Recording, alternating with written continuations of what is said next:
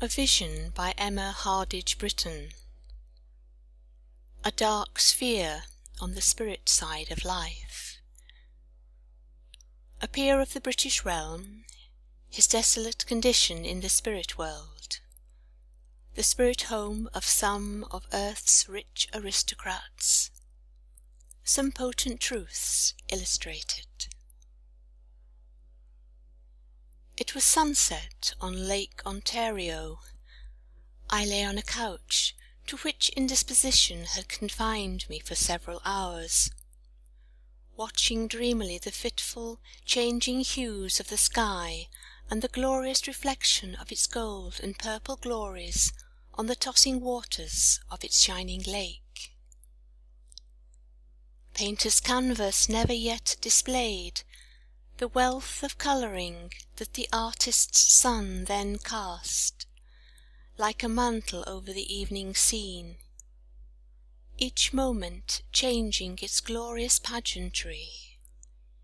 It seemed as if the dying day called up from the world of infinite ideas this phantasmagoria of beauty, to teach me the loveliness of death, when nature rules supreme, and the strong, the good, and beautiful are passing away.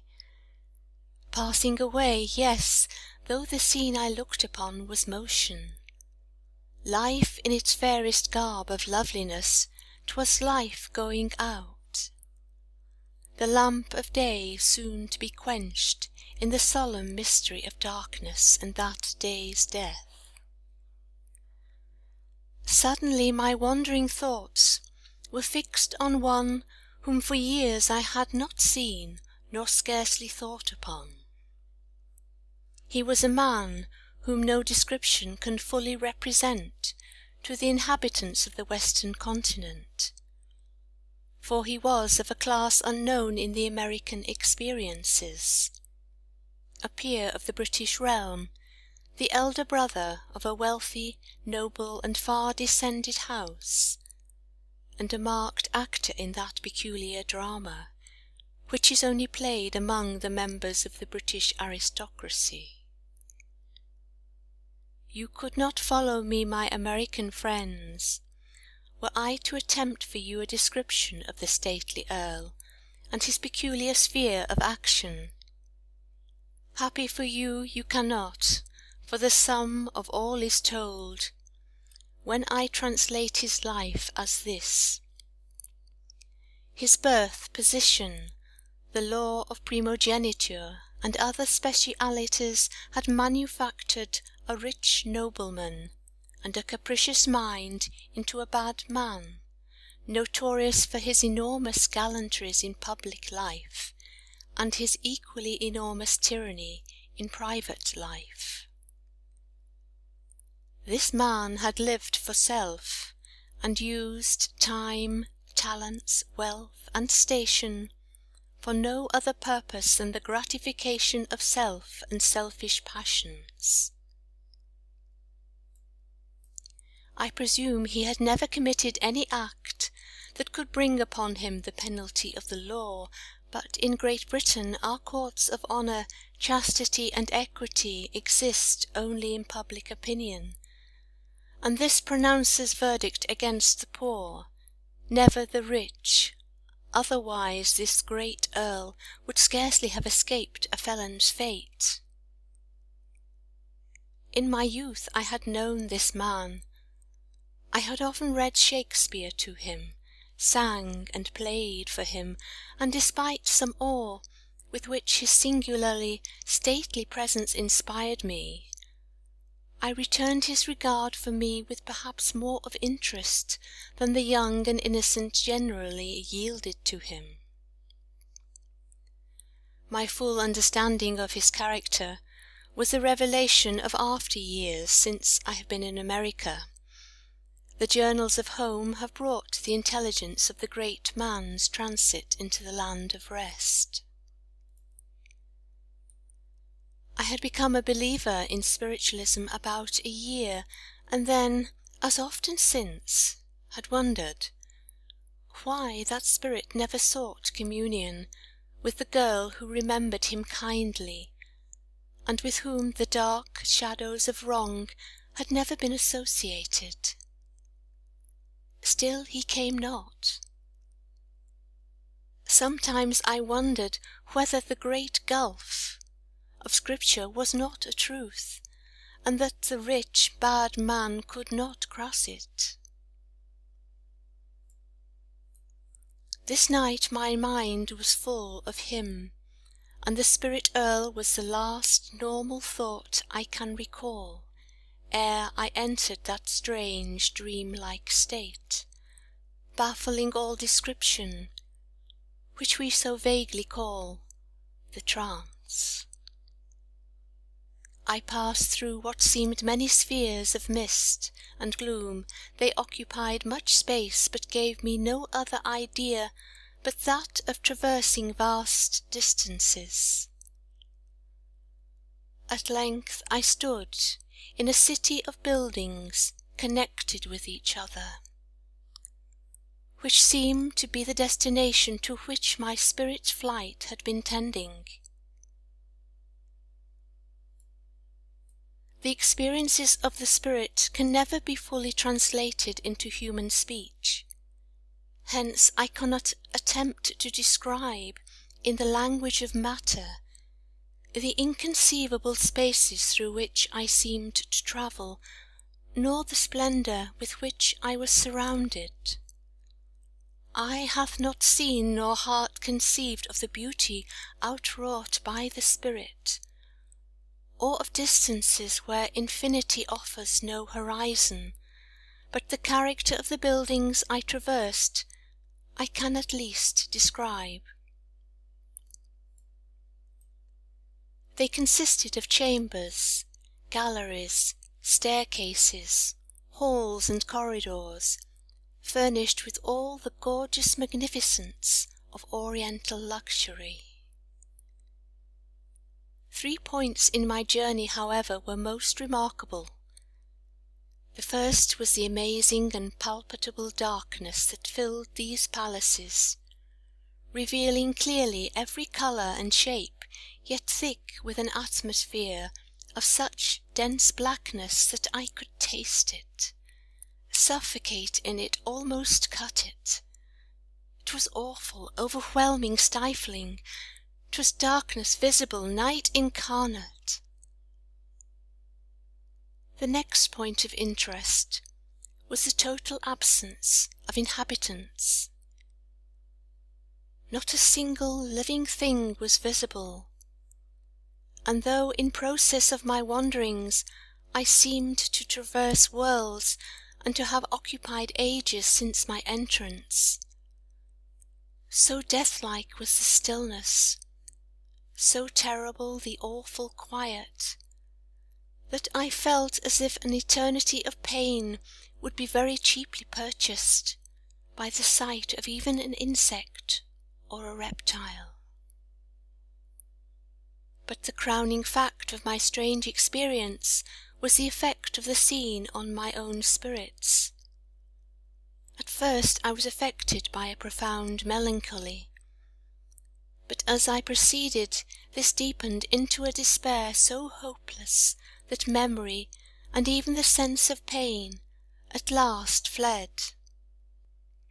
At certain stages of my pilgrimage, the gloom and solitude produced in my mind the most agonizing longing for light, air, and companionship.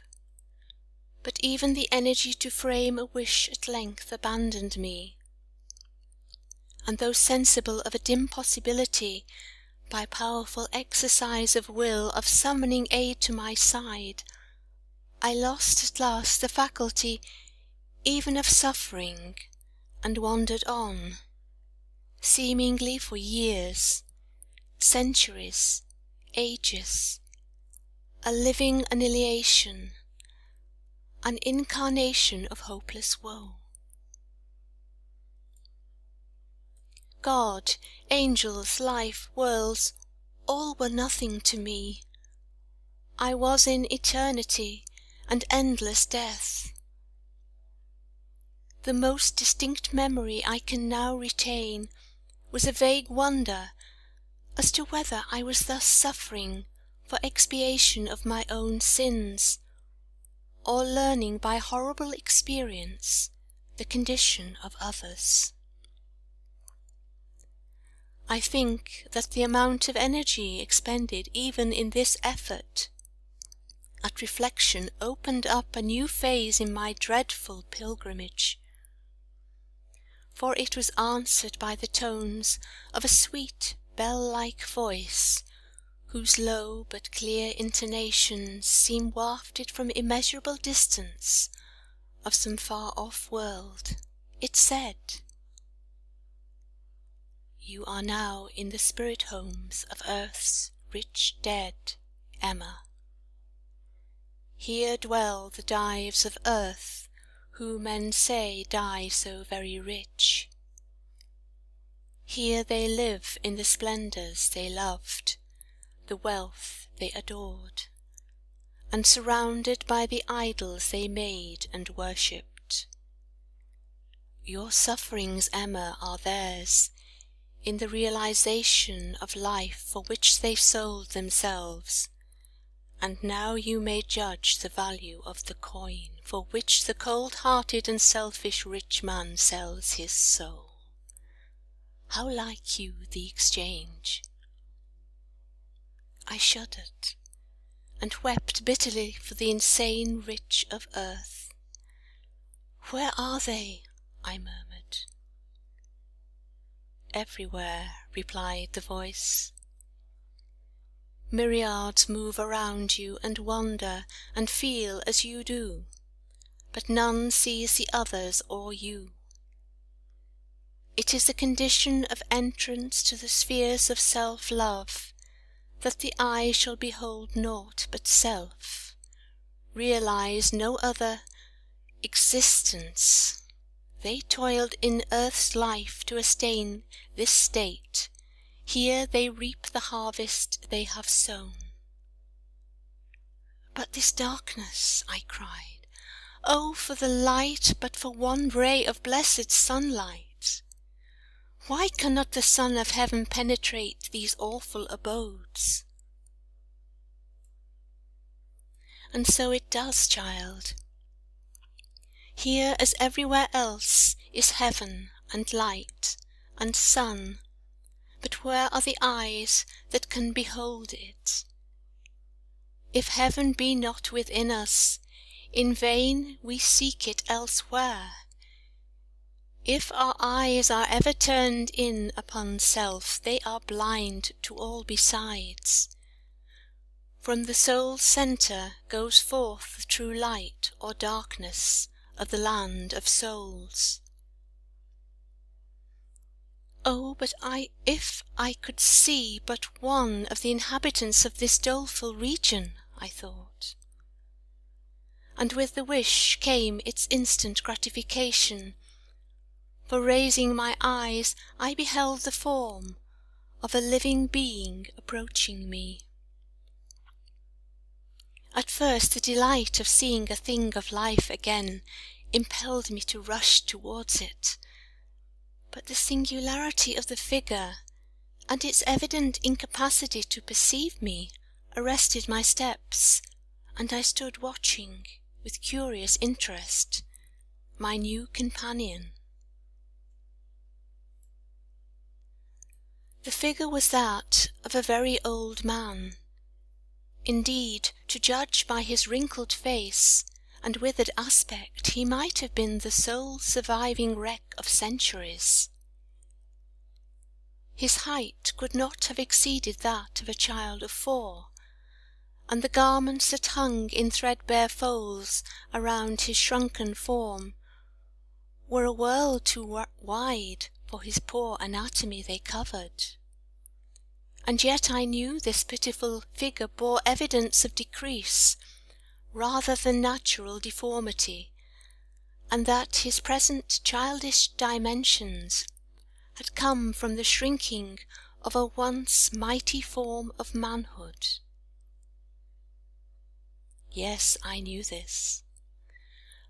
not only from the revealment of his past, which each spirit bears about engraved on the unmasked soul, but because I could trace in those withered features and that diminished shape the wreck of the once proud stately earl, whom in former days I had looked upon as the beau ideal of aristocratic manhood. Oh, how terrible it was to behold him thus! His face wore an expression of unutterable grief, but withal a look of mild resignation and hopeless regret that pierced my very soul. Slowly and feebly he passed on without regarding me, but as he neared me, and ere he finally disappeared, I heard him sigh. Oh heaven, how he sighed, and what a world of bitter memories, useless regrets, and wasting sorrow came sobbing on the air, laden with the sigh of that suffering soul. Ah me! It was indeed the breath of a wailing spirit, the gnashing of teeth and outer darkness. With his departure, even the interminable solitudes of his home seemed more tolerable.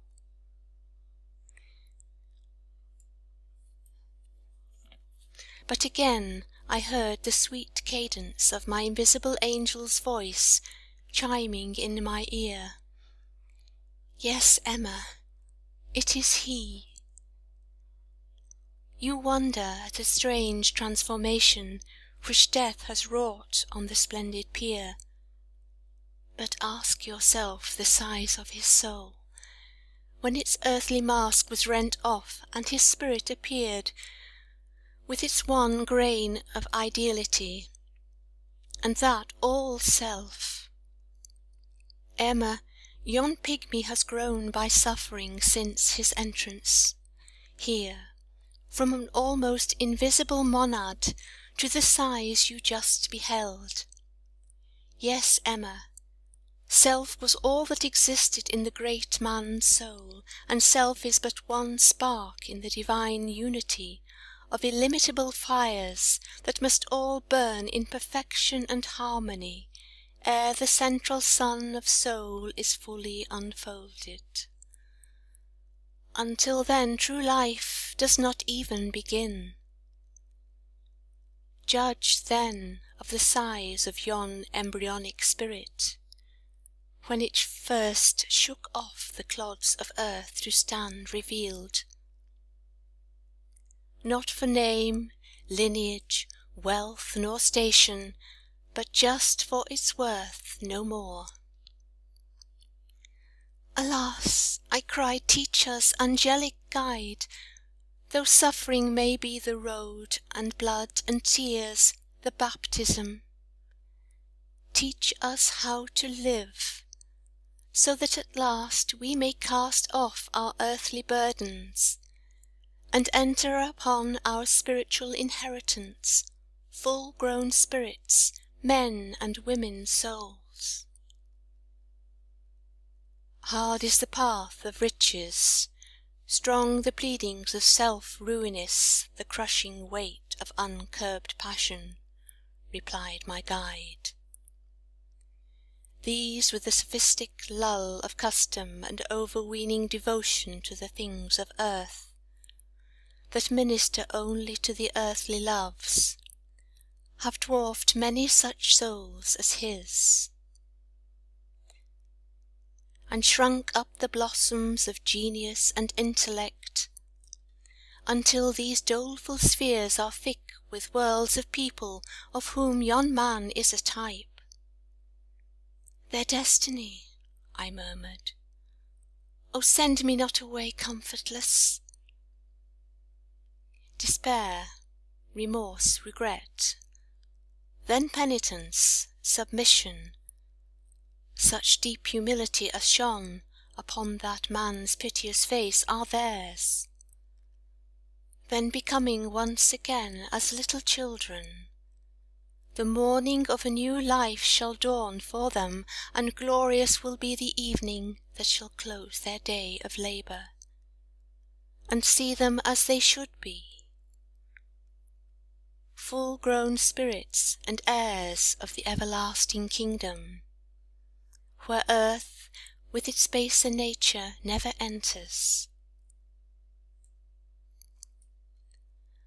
The pale moon was high and full, and the vault of heaven thick with flowers, when I again with natural vision looked on the face of earth.